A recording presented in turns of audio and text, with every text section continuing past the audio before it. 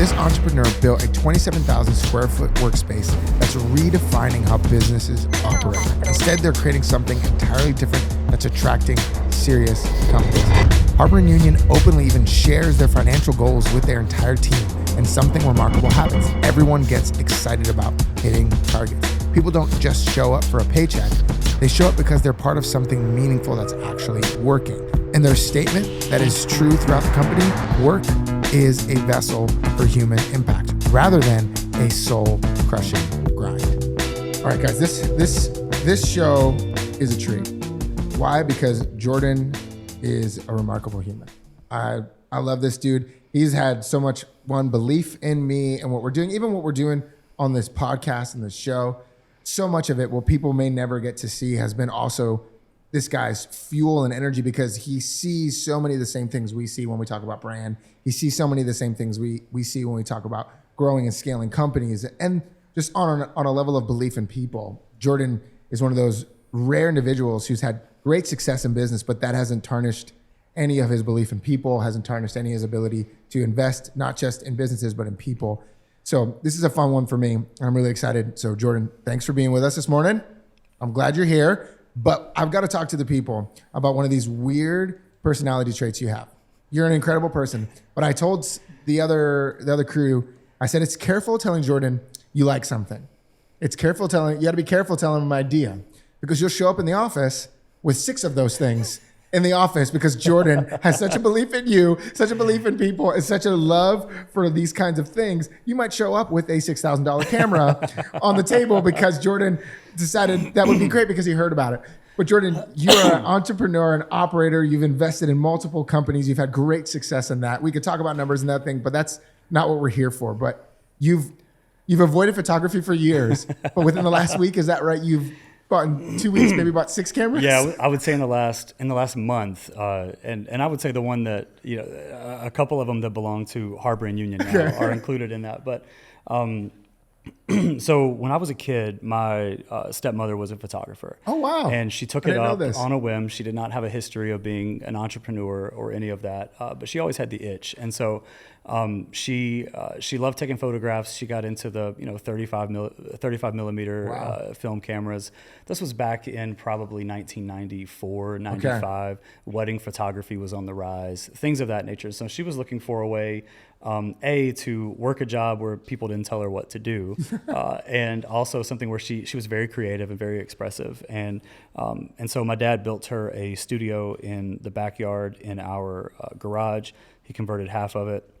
And so watching her take photographs and find so much joy in that was really fun, but it was completely anti the style that I would have been into. It was like the big, frock dresses and all of those things. And but just that was where my curiosity for photography really started. And so I was probably 10 or 11 years old at that point. And so interested, curious, but never picked up a camera. And I was too busy with sports and things like that. As I got older, I started to lean back into more elements of design. I got into software. And so played around with UX, UI, and got curious with some of those things and mobile apps. And all the while curious about photography, followed photographers on various, whether it's Visco or whether it's Instagram. And but again, knowing that I have this almost addictive personality, if I pick something up, I'm going to go from 1 to 6 in a couple of weeks. I try to pick my spots. Yeah. I love design. Yeah, you can't, dude. You're one of those guys, like, be careful giving this guy a new interest. He's going to take off. I love design, but I've never logged into Photoshop for that reason, because I don't want to start doing logos. It's just going to be a slippery slope. I'd rather let the pros we're all out of it if you start, because it's over after that point. So a few months ago, actually, probably February, every now and then we'll be sitting in the living room and I'll cast my phone to the Apple TV and we'll just start going through. It's almost like our 2025 equivalent of home videos, back in the 80s. So you and your family do this as a family? So it'll be a couple of us. It'll just be, the kids and I, or it'll just be Kat and I. And so we're sitting there and we're watching all these photographs, and I'm looking at it. And we've been on this whole journey for 2 years now to think about, like, what is the purpose of our family? Why do we exist? Almost like, what is our family brand? So when you touch, taste, feel, smell, like when you experience our family, either as individuals or units, like what does that look like? Is it is it generous? Is it curious? Is it haughty? Like what is it? And so we've just been on this whole journey to kind of explore that. And so I just had this moment.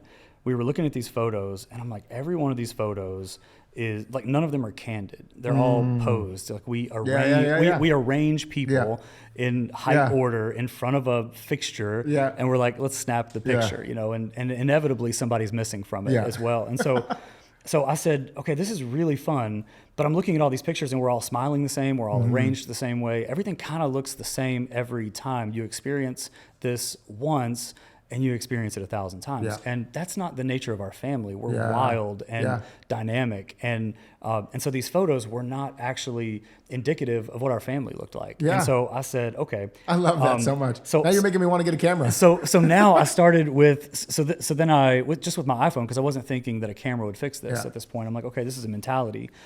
And I think I was wrong. So I get my phone, which is something that I've got in my hand all the time. I think I have a Funko Pop that somebody got me that is a replica of me, and it's a coffee in one hand and a phone in the other. Yeah, you always have a drink in one hand and then maybe a phone in the other, but always a drink. Maybe I'm proud of that. Maybe I'm not. I don't know. But the phone we won't worry about. The drink, always. Yeah, but alas, that's how people see me. So I've always got this phone in my hand, so it doesn't actually change my behavior. I'm having to manually override. I'm like, okay, there's my family. Here's this moment for a candid shot. But the iPhone does not necessarily, it's not conducive to like creating the outcome that I wanted, which is like, how do we really look in real time? Yeah. And so that's interesting. Wow. So then I'm talking to a friend of mine who runs a company down in Colombia, and he's talking about cameras and sort of, he's got this reignited passion for photography.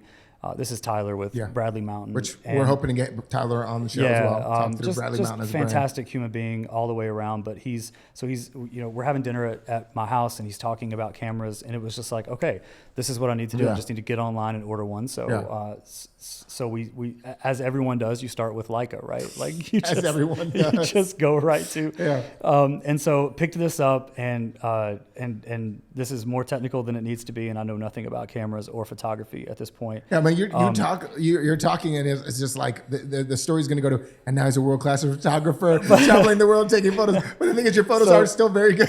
Well, yeah, I mean, again, that's why you buy a Leica, is because you don't know what you're doing, and you're hoping that people who make great cameras can override that. But so I buy the Q. It's a fixed lens camera, very simple. All you do is, you move a couple of dials, you can focus in and get these really great shots, and then Lightroom does the rest, right? And so I wish you could have seen me trying to figure out how to export from Leica, get a white border. I'm using 3 different apps to try to make that happen. So maybe somebody can help me with that at some point. But, somebody in the comments help. But here's what's crazy. So we go to the beach in April, I think it was. And so I bring this camera, and I feel like an idiot carrying a camera around. I'm like, oh, I'm that guy now. And but like once I kind of get over that, I realize like I'm actually starting to pay attention to my family in different ways. I'm seeing them build sandcastles in a different way. I'm watching Margot like in the water, like doing this like Titanic thing with her arms, and it's just like I'm seeing it so different when I look at it through the lens of a camera. And so it's just been this really cool way for me to pay attention to my family and like see the candid moments, not just see sort of the arranged, structured moments. And so then, I've thrown a couple of those on Instagram. I've got hundreds that I would never show anyone because they're awful. But it's just been this really cool way to try to capture what I think is my family's like true brand, the true essence of like you see these pictures and you're like, oh, okay, I understand more about who they are, how they think, how they operate, how they interact with each other. That's cool. And things of that nature. So photography has been kind of this really cool gateway to think about how to capture and pay attention to the brand of our family in a different way. Right. What's really interesting is your kind of latest kind of drive into photography correlates with my youngest brother, who's a wild creative street artist. That's actually his painting right there. He just picked up a camera as well. Yeah. And his stuff, it elevated his perspective. It almost looked like he was now seeing things so differently that was already there, but he just now felt like he was able to capture something that was just always in front of him, but just capture it differently. Yeah. And his stuff looks awesome. So it's really interesting how photography is kind of almost resurfacing in a new way after the iPhone has almost not tired out, but made photos so readily available that you just shoot and you don't think. Yeah. And I think photography is kind of coming back because people want to have that slow down thinking approach. All right. So you have this this obsession that leads into 6 cameras, that personality. I'm going to dive a little bit into Harbor and Union, who you're the president of Harbor and Union, and that's the kind of the parent organization to even what we're doing as a branding strategy studio. Right. Like that is the driver of what we're even doing. But even the hat you're wearing, like we're making choices to do this a little differently. We're making choices to think about this brand very differently. And when you think about Harbor and Union, you know, we were just recently even featured in that Innovate Nashville magazine that kind of showed like we're thinking about this a lot differently than most places. Like even there's a fun phrase that Joel and our team kind of put around, we're beating WeWork at their own game because we're just doing it so different and so much better. Yeah. But there's this element to Harbor and Union that you have pushed forward and it comes down to even the way our merchandise items hit our members and hit the outside world to where we get these fully custom cut and sew. We design them, we make them look incredible. We work with a partner to get the under the brim designed right. The inside tags are designed right. They're not just the blanks. We started with blanks. We started with the quintessential blank wholesale hat, and we still could do that. Sure. But we also decided that it was worth something to actually, and then we didn't even sell them. Like what people are like, so how much are you going to sell these for? Where can I buy one? We're like, we didn't even sell them. We were like handing them out like candy. We were giving them to anybody who felt like in our space, every member that wanted one, we essentially gave them to, and we still have them, but you have this kind of approach to it where I'm like, okay, I've designed the hat. We've got the hat that looks great. And your fuel on those kinds of things is so counterintuitive to, I think, the industry norm. How are you thinking about Harbor and Union like that down to items like merchandise, hats, shirts, the way that we're looking at hospitality? We're building that brand here. While we're building this studio that works, this agency that's doing brand strategy work, it also kind of came out of the fact that we did it with Harbor and Union, and Harbor and Union is succeeding and it's going really well. What's kind of the way that you think about that stuff based off of Harbor and Union and maybe as a case study? Yeah, for sure. And every situation is different, right? So what I don't want to, for anyone who's listening to this and saying, well, that's great that you start with premium, you give it all away. But what if we're strapped for cash and things like that? So as a qualifier, as a disclaimer, let's go ahead and say that we've built several brands in the ecosystem around Harbor and Union, sister companies. There's a holding company called the Diaconia Group that I'm the EVP of as well. And so we've created this family of brands and have created some success that has allowed us to make some different decisions and to be a little bolder. We can play ball very different than most people. In some ways, our unfair competitive advantage is that we're not necessarily hustling here to I say all the time to you to put food on our tables. I mean, we are, but this is a long play, and the bet that we're making here is that if we focus on experience, if we focus on a 5 cents experience, if we are so intentional about everything from the way that the space smells and looks when you walk in the space to whether the corner of the rug is curled up, and so a couple of weeks ago, there was one of the rugs that was curled up, and I'm researching YouTube videos and realizing, okay, I can take an ice cube and I can let it melt down on that corner, and it'll form back to the floor, and it's just like all the way to bathroom signs. Like when our bathroom sign is handwritten or something like that. Absolutely. When it's out of order, you end up talking to me and you're like, hey, can we do a different bathroom sign? And so we create this whole branded experience around our bathroom sign that has personality, has tone, has friendliness and humor in it, where it's like even our bathroom needs a break sometimes. Yeah, it's like all these things. Yeah, because to me, I mean, everyone's going to get the big things right. Everyone's going to have music that's a little trendy or that is this is the entry point. That's everybody's entry point. Absolutely, and so I think what's happening is everyone is thankfully starting to pay attention to the ante that's required to play the experience game. Like everyone's willing to pay the ante, and I think that's good because I think that's a rising tide that raises all ships. And so there's a theme across commerce in general where people are starting to pay attention to this. But what happens is it doesn't actually it doesn't come from the inside out. It's coming from the outside in. So because because they're hearing it on a podcast, because they're seeing it on advertisements, because they're hearing it talked about, or because they just think that people at large have an expectation that things look a certain way or feel a certain way, or you're kind when they walk in. It doesn't actually get down and influence the actual culture of that organization. I think that's where you start to differentiate. So how we post signs on a urinal that's not working starts to speak to our culture. Correct. The music we're playing is not a cultural element, in my opinion. That's ante to play the game. The fact that we put out snacks that are a little more premium than, they're not the off-brand stuff. Okay, most people are doing that. Airports are doing that. Like there's all kinds of places Delta doing Lounge that. has got you covered there. Yeah, everyone's trying to elevate those kind of obvious areas. And so for me, I'm constantly trying to find the lanes that people aren't differentiating in. And that shows up in things, you made the joke at the opening about me paying attention to what people are saying or care about. I heard a story, and it may be a friend of yours. I heard a story recently about a guy who runs a really high-end residential home building company.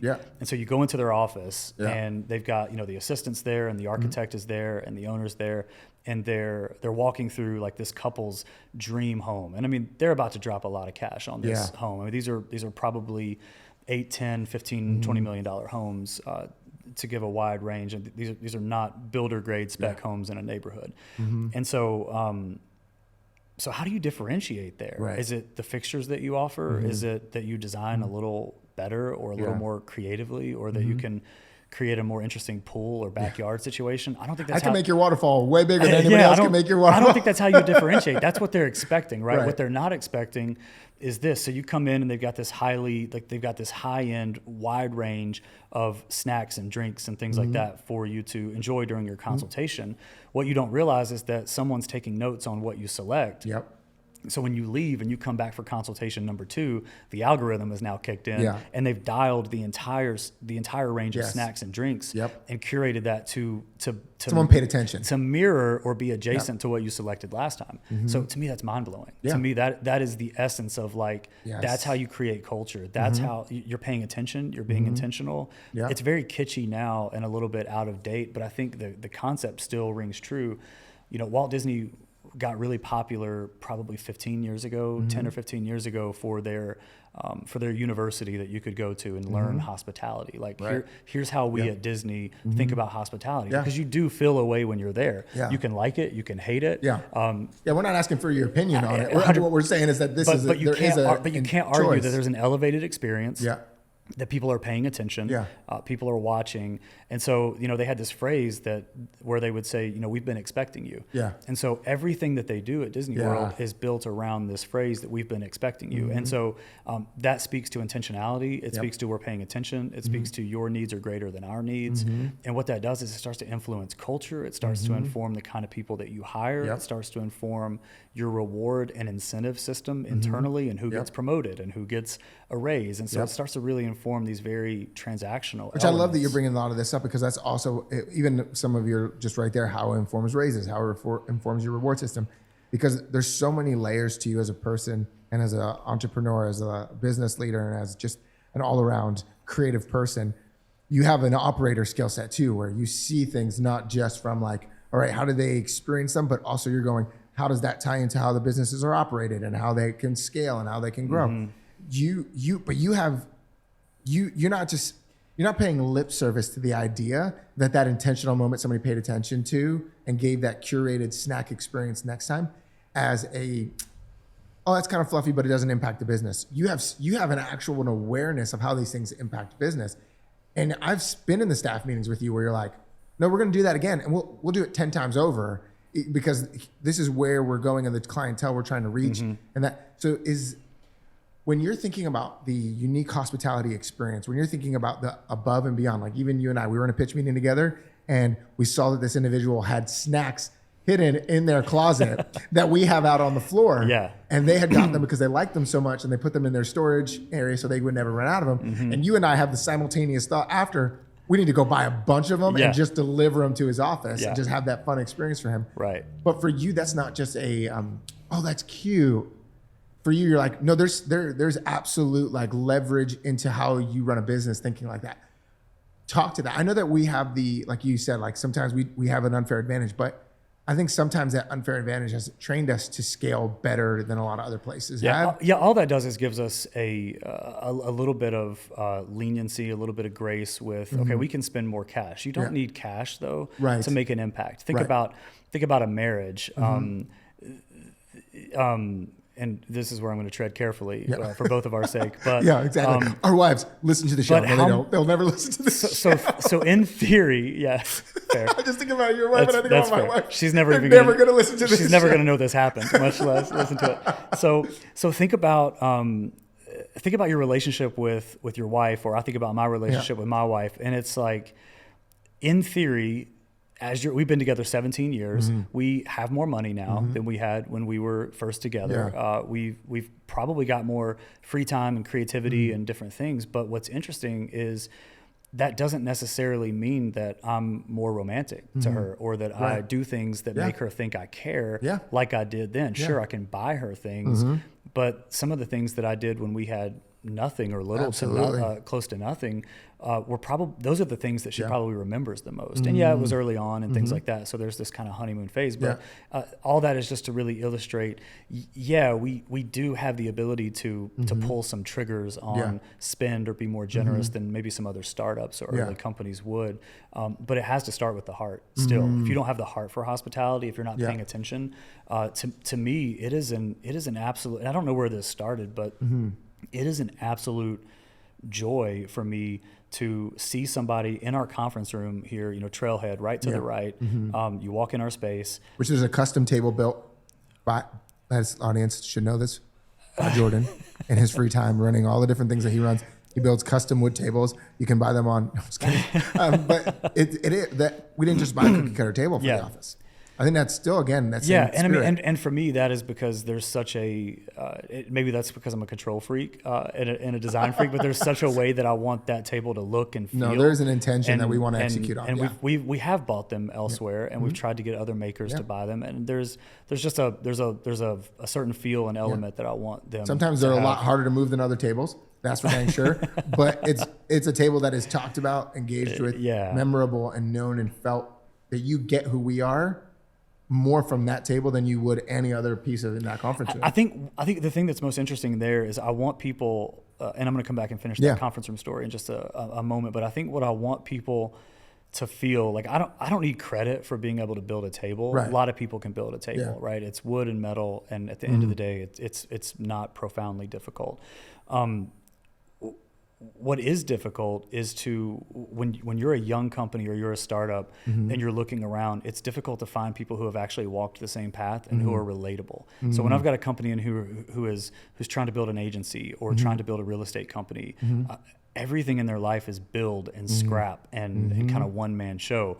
They can walk into Harbor and Union and maybe not relate to that immediately because we do have a premium space. We've worked very hard to invest in this thing and make it look a certain way. But what building our own tables does is says, hey, I've been right where you are. And I'm actually not that far removed from right where you are right now because this happened in my garage like 3 months ago, 6 months ago, 8 months ago, whatever it is. And so it gives us a way to almost subconsciously relate to people where it's like, we know how to weld and cut and sand and things like that. And we get it. We're not ahead. And even in that, we're not too full of ourselves to do the work. Correct. Like, you're going to see us stocking the snacks. You're going to see, like, even you, like, we're going to see you putting that stuff in there. And that's a tone setter when you've got the plunger and you're cleaning the clogged toilet, not the maintenance crew that can come through in X amount of hours.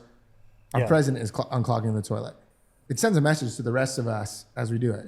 Yeah. And I mean, and there's balance there, and I can take that too far. You know, if you look in my office, I actually you can't now, because for the first year and a half, or almost 2 years in June. So for the first year and a half plus, you would walk in my office and you would see this stack of like DeWalt bags and all these tools. You probably remember them, the yellow and black bags. And I finally took them home because I needed to send a message to myself that like, I can't always stop and hang a whiteboard or be the resident maintenance guy. But there is an element of wanting to stay tethered to that reality that like none of us are that far removed, no matter how successful or not we are from needing to scrap and kind of make it on our own, right? Like, I don't want to just be a place where other people can come and build the dream. I'm building dreams as well. Like we're doing this kind of together. Yeah.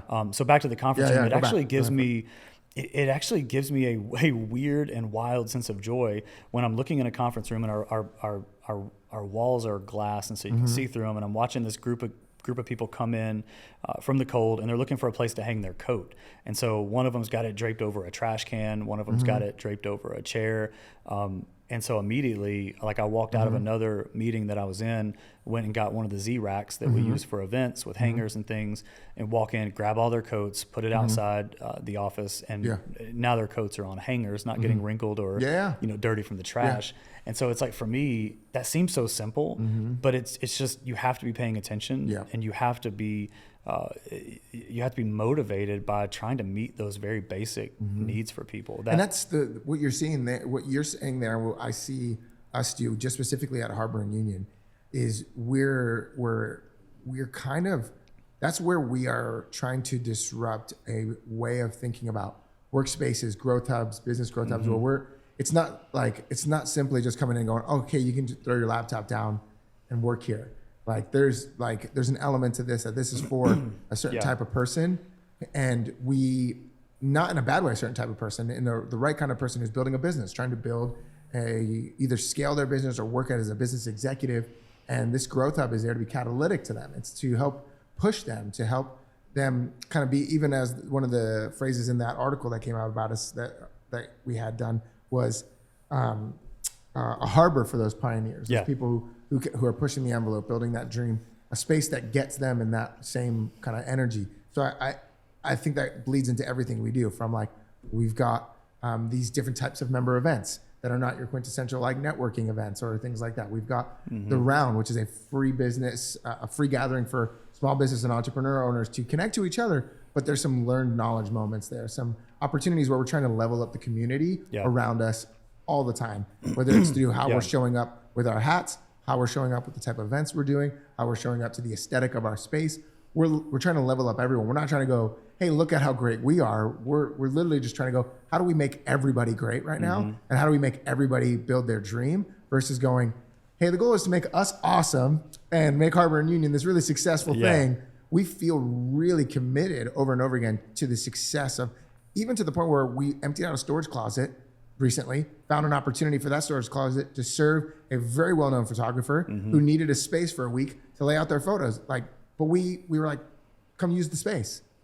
Like, we're like, our thought patterns were, let's level everybody up. Yeah. But that comes again from the energy that you've kind of set that tone in that. So I love that. I love what we're doing. Any final thoughts in that space before I ask you another question in a little bit of a different vein? Yeah, the only thing I'll mention, and if this starts to bleed into the other vein, then you can walk me back. But you mentioned the mentality of the person who kind of fits and understands like what we're doing here, and why we're doing this. I mean, I see this whole thing, really, I see business as this living, breathing organism. So a business is not a thing; it's a collection of a group of people. I mean, now with, who knows, with AI and other agentic technology and things like that, maybe some of that actually starts to change, and you can buy an entire business that maybe isn't operated per se by people, who knows. But I think for me, most business, the way that it's done in 2025 is a collection of human beings. A business is not a thing. It's a collection of individuals. And so if it's a collection of living, breathing people with agendas and motivation and all of these things, why don't we treat it like that? We still treat it as though it's this stoic like entity, this sterile, cold thing, not a collection of sometimes the enemy heartbeats. And so no wonder we have this huge push toward work-life balance, because people think work is the enemy. People are like, okay, I've got my life over here, and then I've got work over here. And, we've talked a lot about this concept, Chris, and the concept is not unique to us, or the title. I think the way it's expressed is maybe a little bit unique to us, but we don't really say work-life balance, because I think that's a myth. I think it's very dangerous, personally and collectively, to the culture or the fabric of an organization. Instead, I like this concept of whole life integration, because I think, Chris, that you are not just the work that you can provide to me. If all I'm trying to do is maximize the work product that you can produce for my gain or good that is economic, and you see how many things are already breaking down here, right? Like if the only thing I'm chasing is economic outcomes, big trouble. If the only thing I'm looking at you for is the work product you're capable of producing, big problem. So we got this kind of trail of problems here in the conventional way that businesses are ran. But if instead I look at you as an individual with a heartbeat, with motivation, with a soul, who has a need to express creativity, who has a family that needs certain provision from you, right? Like there's this multifaceted thing. Sounds really simple as you talk about it, very tough to actually put in practice, especially when you have 1,200 people in your ecosystem. But it's like, I can try to maximize work product from you by trying to maximize like what you're doing and drive, like squeeze every bit of juice out of the working lemon, if you will. Or I can say, what I'd rather do is I'd rather drop a new camera on Chris's desk, because this is going to help him to express what he's doing. What I'd rather do is give Chris this big thing to chase. I'd rather believe in what his soul and spirit and what he's motivated to do. I'd rather pump fuel. I'd rather gas that up as opposed to trying to like ratchet up like the assets he can create, the work product he can produce. Output here all the time. All the output. And so for me, if I can inspire you towards something, and it sounds a little kitschy and it sounds a little cheesy, and I'm not like, that's not lost on me. But if you didn't have experience building all the companies you built and the success you've had, I would go, maybe kitschy, but the realities of the numbers they don't lie. Well, and the conversations we've had behind the scenes where it's like, Chris, I'm not concerned about that, or I'm not concerned if you produce this or finish this or get to that depth. What I'm really concerned is that you get to this outcome over here, and it may have it will have a revenue target attached to it. It's going to have outcomes attached to it. But the outcome itself is not what motivates me. What I'm motivated by is figuring out how can I push you toward some purpose. And when I do that, you want to run through a wall for me and for H&U and for Diaconia. And so for me, that has been such a better way. And so as a result of that, we don't talk a lot about work-life balance. I talk a lot about whole life integration, because I think that there are, and this is probably another conversation for another day, but I think there are 6 key areas to health. Like there are 6 key areas of a human being, and if I'm healthy in these 6 areas, so physical, recreational, emotional, mental, vocational is one of those, for sure. But it's one slice of a 6-slice pie, and so. But we put all the focus on that vocational element. And so for me, if I can help you get healthy or at least create an environment that's conducive to health in those 6 areas, then I can maximize you, and you will in turn maximize the output that you produce.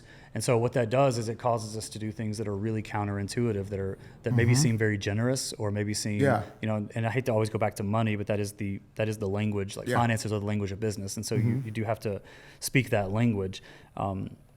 But we do some things that are very counterintuitive. We structure our organization in ways that the consultants at Accenture and Deloitte would think we were absolutely insane. But we decentralize, we duplicate resources, because we need hyper focus on, we want to give all of the organizations the resourcing that they need to be successful and to win, even if it doesn't make financial sense. And what we've seen is explosive growth as a result over the last 12 years. Absolutely.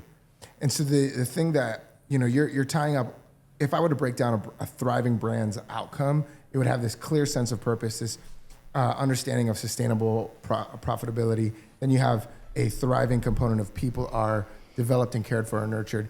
Like Harbor and Union absolutely has that. And all the other companies that you've been involved in and that I've had the pleasure of being involved in with you is that clear sense of purpose. Okay, we got even Harbor and Union, right? That work is the greatest vessel for human impact, that we look at work differently. We've talked about it in team meetings. We've talked about it.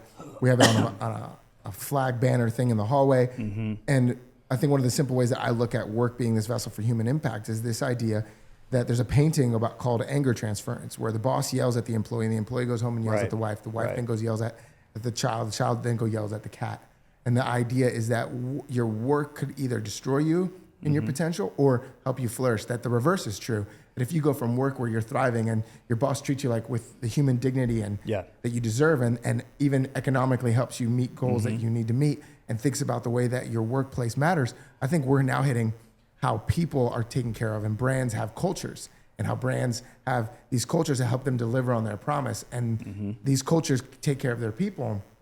Sometimes you hear these phrases like, we care about people over profit. And I'm like, oh, that's a misunderstanding of all of the whole system, that you need profit to take care of people in the ways that you want them to get taken care of. Those aren't at odds with each other. What you're just trying to say is that if you don't care about profit, you're operating more like a nonprofit. And if you don't care about people, you become toxic. And if you don't have a purpose, you become directionless. So what we're seeing at Harbor and Union as a unique case study is that we're seeing purpose be clear, that work is this vessel for impact. And then we're seeing how we look at profit as impactful. And we've had a lot of conversations recently about that and how you handle taking care of people. And having one of the great things about how we've been interacting and growing this and scaling is we're never afraid of the conversations of money. Money's always in front of every staff meeting. We're seeing what our objectives are, both as a team. We're celebrating people. We're doing wins, which the people part. We're caring about people. How are they doing? You sent our team to South Hall, which is a kind of this great hospitality resort kind of hotel restaurant experience here out in Leapers Fork, just outside of Nashville. They went and had this incredible moment. This was primarily the women on our team went out and had this great offsite day that they enjoyed. That our team is getting cared for, and then we do have the business objectives in front of everybody. That's not to the point where we talked about what we would need to hit our target this year the other day in our staff meeting. And a staff member was out of the room, came into the room, and you announced where we were at financially and how close we were to hitting our growth goal. And this person knows exactly what's going on and is amped. And they're like, oh my gosh, guys, that is so good. Because all of us collectively we're tied to it. You talk about that. Talk about why that's critical, because I don't think brands think like that. When they're growing brands, when they're trying to create their ecosystems for their brand, they have a purpose. They're like, this is what we stand for. They have a great team and they care about their people. But the profit component is that unique operator perspective that you bring and understand that is helping everything we're doing scale. Yeah, there's so many concepts here, and be sure to help keep me on track here. One is there's all this talk about wanting people to like, if you're talking about a team member, you're like, I just wish they would think like an owner, or I wish they would have an owner's mentality. Well, you haven't showed them a P&L or an income statement in a year. What owner of any business doesn't know their income statement? Right. So how is it possible that we have all of these organizations where the financials are off limits to the team? Do you trust them? Yes. Or do you not? Love it. If you trust them, share the numbers with them. You don't have to share your salary. You don't have to share ownership distributions on a 10K. You don't have to do that. But open the hood and show them how the engine works. Otherwise, all they're going to do is what they're told to do the next time you tell them to do it. If you want an owner, show them how the engine works. And then now maybe they can think about what preventative maintenance looks like. Maybe they can think about what changing the oil, or they can fill up the washer fluid without you next time, right? It's like they can figure out how to operate this thing without you. So small business owners wondering why they can't scale. Well, no one knows what to do when you're not around. Small business owners, even larger business owners, thinking about, why is no one thinking like an owner? Well, because you've got a bunch of sheep who are just shepherded around the pasture at your direction. Have some trust, have some flexibility, and give them ownership. And I think that starts with showing them the financials. I think another thing, you mentioned purpose in work.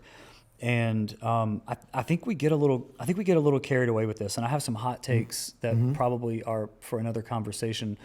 I love all of the start with why and the purpose, mission, vision, all of those things. That stuff is so meaningful, and I don't think you can build a sustainable brand without them. And yet, I don't start a lot of the brands that I start with why. Well, dive into that. Go. So it matters. Double click. It matters to me. So I have a personal why. So we start. I was actually talking with a member at HNU yesterday, Harbor and Union. We were at lunch, and we were talking about. She was asking me about sort of my heart for starting this place, and And in a lot of ways, I think she was expecting this really sort of affective, qualitative, fuzzy thing. Yeah. And that is absolutely there. And I'll get to that in a minute. But essentially, I told her, I was like, Kylie, we were looking for we were looking for our own workspace. I didn't want to go into a sterile environment, like, Corporate Center 6 or one of these places in Cool Springs, these sort of ubiquitous office buildings where you're sharing it with a bunch of, mortgage brokers and people like that, insurance companies. I said, I wanted to do something that I thought was an environment where I could be really creative. And I don't mean working Photoshop. I just mean thinking about business and people and architecting culture and all of these things and what's next. I needed a more creative environment to do that in. And also selfishly, I just wanted to create my dream office as well. And so we had 16 people at the time who needed an office. And I found 27,000 square feet. I was going to say, you had 16 people and we got 27,000 square feet. That math doesn't math. And so I immediately needed to think about a way, selfishly, to justify moving into the factory here. I believed in what the campus was doing.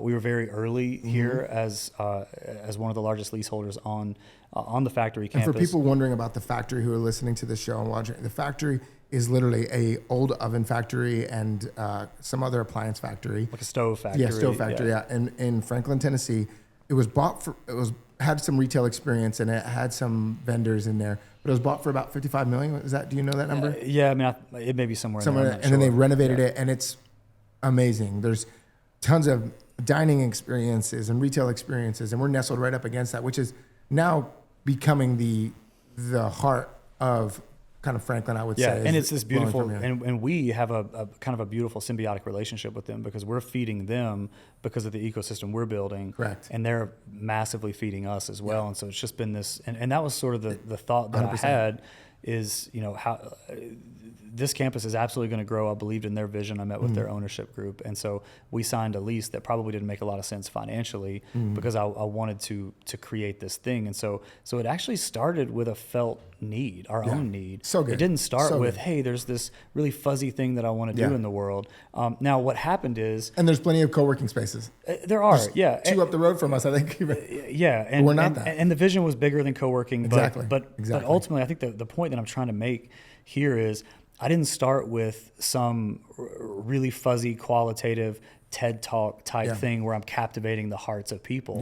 What I did was I said, hey, people need a space to work. I selfishly really want to build community that's not the grindy kind of startup community, that's not a stuffy corporate networking community. I want it to be super authentic. I want it to be people who think like us, whether it's from a faith alignment standpoint or from just kind of lead with, I would call it a culture first, brand first mentality. Absolutely. Because we got people that do all kinds of diversity in what people do in our space. But the one kind of common thread is we're all kind of aligned on this culture first, brand first mentality. And whether we're doing it well or not, any of us, we all recognize the need for that, and we're all moving toward that. And so I think that's been really fun. But it didn't start with why. I didn't read, Simon's book and say, oh, here's this thing that I want to do in the world.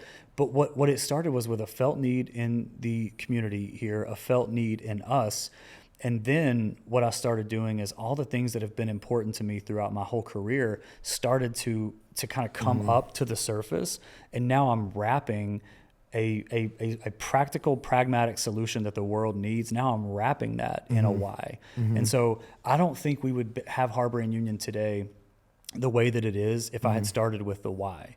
I started with a felt need, and then I wrapped it and cushioned it and couched it, and we're continuing to build it out around and on a solid foundation that is a why. You have to have that. I just don't know if you always start with that, because I think what I find is when I'm working with young brands, whether it's a startup or just a couple of years in, if we're not careful, we'll lose 5 or 6 days in a conference room talking about our core values.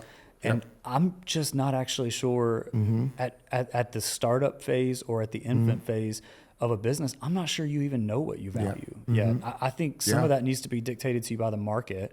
Some of that, you got to get some reps in to understand where your boundaries and where your principles are. And so I'm not suggesting that the last 15 years of sort of the cultural movement, the Jim Collins and Simon Sinek's of the world and all of these guys I'm not suggesting it's wrong.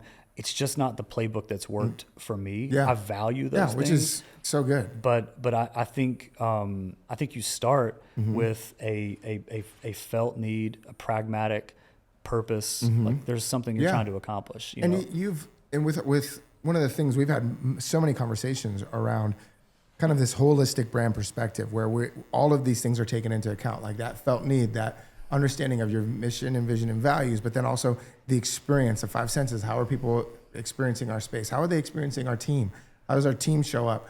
And I think when people think about brand right now, if you were to search in the Explorer on Instagram, brand hashtags, and look at them, you're going to see almost always it's going to be around visual identities. It's going to be around looking at companies from a content strategy standpoint. What are they doing on social media? What are they doing on marketing on social media? What's their short form content strategy? Yeah. And a lot of the brand conversations and marketing conversations end up being around that, where they're like, okay, what's their content strategy? What's their marketing strategy? Or what's their visual identity and their tagline? Or here's how they don't sell this, they sell this. Rolex doesn't sell this, they sell this. And you have all of that, but they don't have a holistic approach that understands the operating of it altogether. Like, how does this promise? Cool, you've got a great promise. Yeah. You got to deliver on that promise, bro, or it's gone. It doesn't matter that you've made that promise. I don't care if you got a conference room and articulated that promise so well.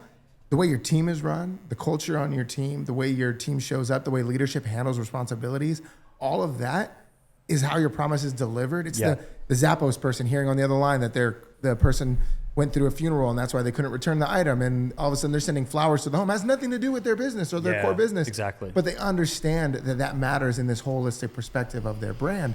And that's how they deliver on happiness, which is their promise. So it's going, we can have these fluffy moments where we have these anchoring statements that can be these kind of, it's aspirational.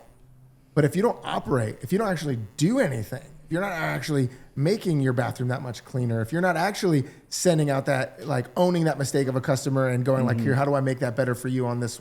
How do I be hospitality forward? Or how do I make sure that when our visuals line up with the kind of people we are? It's like when I tell somebody, if you have a job interview, are you going in swim trunks and sandals? If you don't care?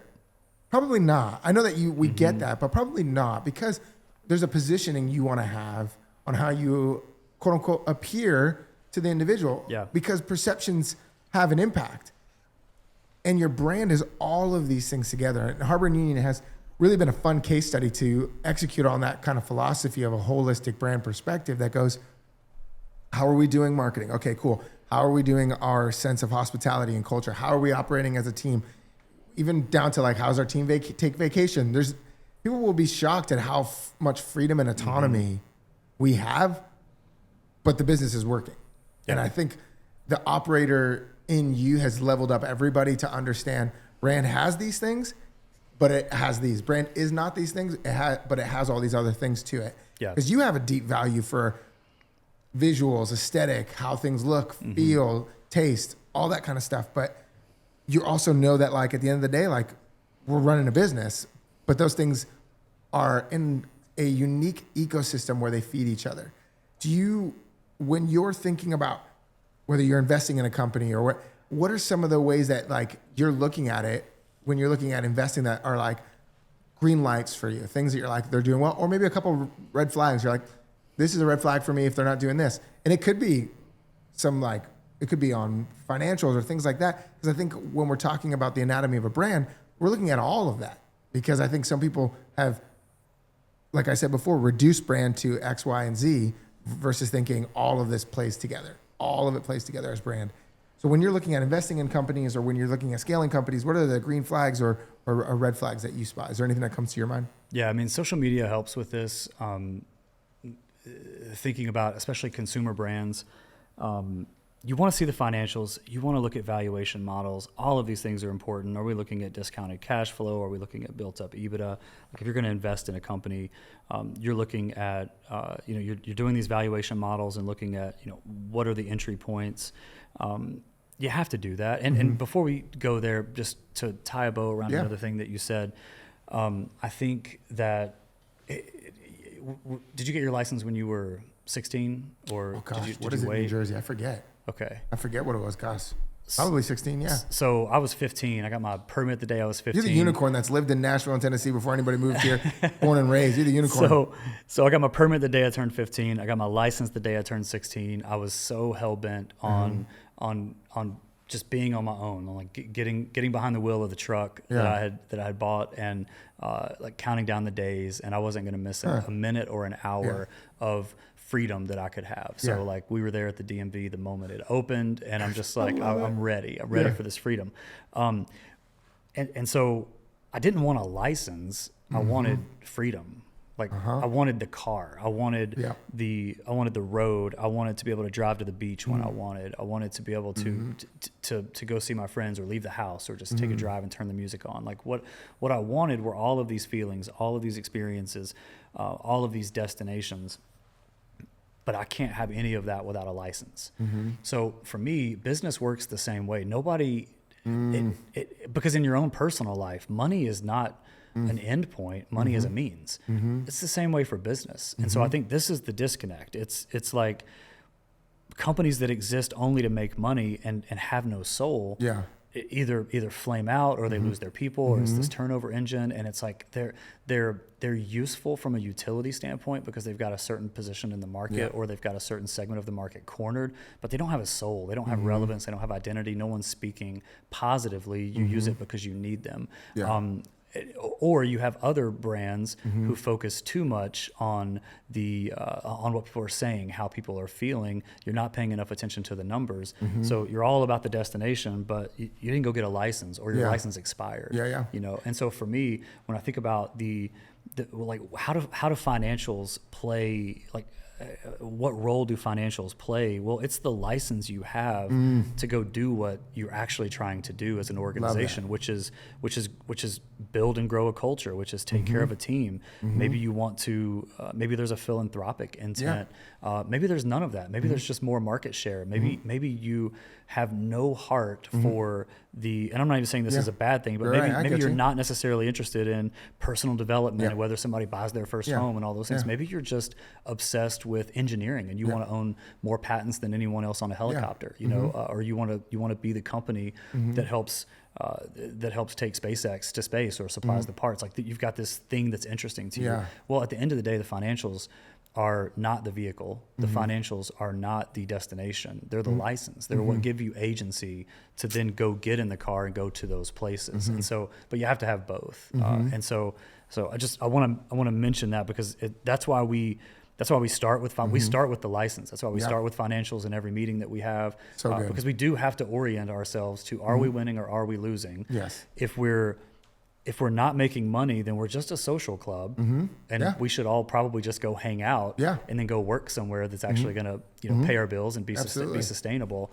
And if it's all about money, then at that point we're just an equity account that we're all investing in and showing up to every day. And it's going to be pushed to go, how do we do it cheaper? Yeah, we're going to lose our soul in the process. And so I think those things are important. But you know, so when we're looking at companies, when we're looking at what to build, what to buy, we absolutely want to see a hole in the market.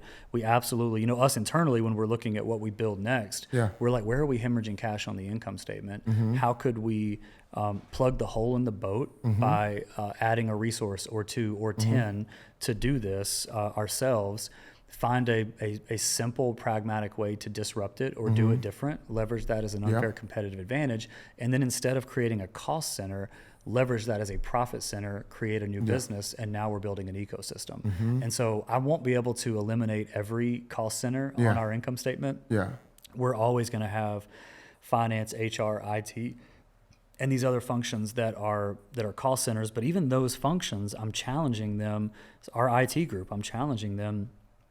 Why do we have an internal IT function as opposed to having an IT MSP group who is serving at arm's length on a transactional basis? All of our companies, we're paying for that service. Well, we're paying for it anyway by paying their salary. So why don't we just pay their fee for providing that service? And now we're a customer of theirs, and now they're going to go out and serve 10, 12, 30 more customers and build a business. It's how we built Aperture. It's really. I was going to say, and frankly, that's not a theory. You're seeing that on a high level scale of its success. Yeah, I mean, Yes. Absolutely. You know, multiple 7-8 figure businesses that are thriving, and we've got this cost basis covered because we've got this internal need already. But instead of just hanging them on the OpEx and salaries and wages, we've turned them into a profit center. And I believe that you can do that all the way up and down the income statement. Yeah. And I mean, that's a lot of the impetus even for some of the work we're doing here with brand work, and is going, we served Harbor and Union, we did that. And now we're going like, all right, we can begin to do this for others. Yeah. And I mean, in Harbor and Union, profitability was the 5th priority when we built this. Mortgage neutrality was goal number 1. So how do we eliminate the rent expense on our income statement? Yeah. And so we did that. And then it was, how do we create a pipeline to really great talent? We're already kind of living beside these people, like doing life with them. I mean, you were working with another organization, and then one thing led to another, and it made a lot of sense for you to join forces here. And there are others that we've looked at the same way, and so it's created this pipeline to talent. Next is, you know, any given day, we've got 100 companies represented in this place, either through private offices, hot desking, or just coming in to rent a conference room or visit. Yeah. Well, that's giving us a really unique pipeline to acquisition opportunities as well. And then the second, the fourth then is, how do we get more rooted in our community? I mean, the mayor has his meetings offsite here, you know, and it's like the chamber and all of these organizations that are so tethered and so critical and so needed in our community. They see this as their third place or even their second office. And so mission accomplished there as well. And then the 5th priority is, let's turn a profit, which we're doing, thankfully. But it didn't start there. Just to give you an example, and that's a very that's a very intimate, transparent, under the hood look of like, what was our strategy when we built this? But that's been our playbook at Harbor and Union. And again, Harbor and Union is one of those beautiful examples of watching a holistic brand perspective get embodied. Because like you thought about the glass doors at the front, we thought about the visuals, the ethos as well. We thought about the financials. We thought about how do we get customers into this. Like, there's so many elements that we've thought through that we talk to other brands and they're not addressing in their company. So, Jordan, I'm gonna ask you for any last thought you would have for someone who's going, hey, I'm trying to figure out, do I start a company or not? If they're like, if they sat with you like, hey, I got 2 minutes of your time, and they're like, here's my idea. Is there anything that because in 2 minutes you can't get anything from that, but is there anything that drives in you that you're like, this is a question I usually ask people who are either trying to scale a company, start a company. Is there a core question you tend to ask people that helps them get the right bearings that you think is worth asking? Yeah, it's a fantastic question. You hit me out of left field with that one. I know. We got time. We can think through it. There's probably 5 bullet points. So I think it was, I don't remember who said this, but I think it was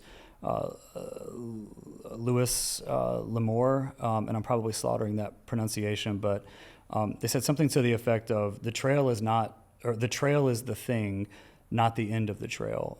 And so if you travel too fast, you'll miss all that you were traveling for. And so I think that really says 2 things. First of all, it's the whole thing, like, you know, it's about the journey, not the destination, is another way of saying that. But this is just an older way, in a more poetic way, I think. And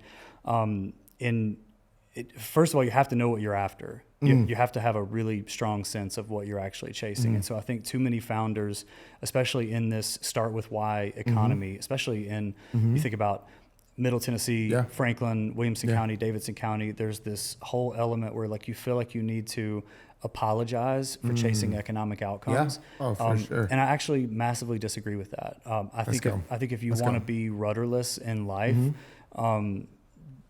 don't have specific financial outcomes, and don't talk about them, and don't tell people about them. And make sure that money is taboo. That, to me, is the quickest way to get or lost. not the thing you're not doing this for. You know, it's not for the money. I'm like, why are you even doing this, brother? It's a piece of it. I mean, but I guarantee you, people love the culture at H&U and Diaconia. But if I took away the culture and kept paying them, they'd probably still show up. If I stopped paying them, but kept the culture, guess who's not coming back? Anybody. And so it's like we all want to live in this illusion, this kind of fairy tale, and kind of, because we feel like we're greedy capitalists, or we feel like we're selfish if we call out economic outcomes. We sound noble when we say we're not in it for the money. Build a budget, pay yourself, make sure that whatever you're about to do can pay yourself, so that you don't lose your family, so you don't treat your kids differently when you go home because you're upset or worried or scared about money.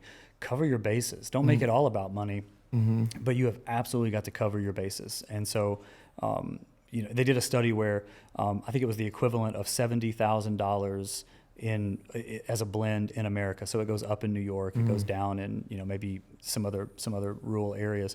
But they said that $70,000 a year, and this is probably 5 years ago, so it may be a little higher, is the only correlation, the direct correlation between happiness and income caps at $70K, and then there's a law of diminishing returns above that. Wow. Feels crazy. Yeah. But I think it reinforces Maslow's hierarchy of needs, that if we can cover our basic needs, food, shelter, clothing, if we can have an element of safety, and if we can have some level of relational stability, the self-actualization and all of the mentorship and things that come above that, we've got to have those bases covered.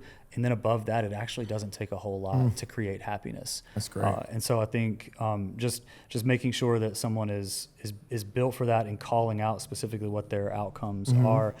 Adjacent to that is this idea of like, what is enough? I don't know if you've heard the old story about the guy who's fishing in like a remote village, maybe outside of Greece. I don't know the backstory. So this business guy comes up and he sees that this guy caught a lot of fish, and he's like, oh, you know what you need to do is you need to you need to fish 3 times a day. Or he's asking him about his day, and he's like, well, what I do is I go fish in the morning, and then I go into the town, and I have lunch and drink wine with my friends, and then I sit and then I dance and laugh with my wife. And he's kind of describing what his day looks like. So essentially, he's fishing for the day. And really, all this speaks to contentment and what is enough in your life. And so he's living this life. And so this business guy is like, well, if you just worked a longer day, you could catch this much fish, and then you could buy a bigger boat. And then when you bought a bigger boat, you could buy a fleet of boats. And then when you did this, you could actually take this company public, and then you could sell the company for millions of dollars. And then the fisherman's like, well, what would I do then?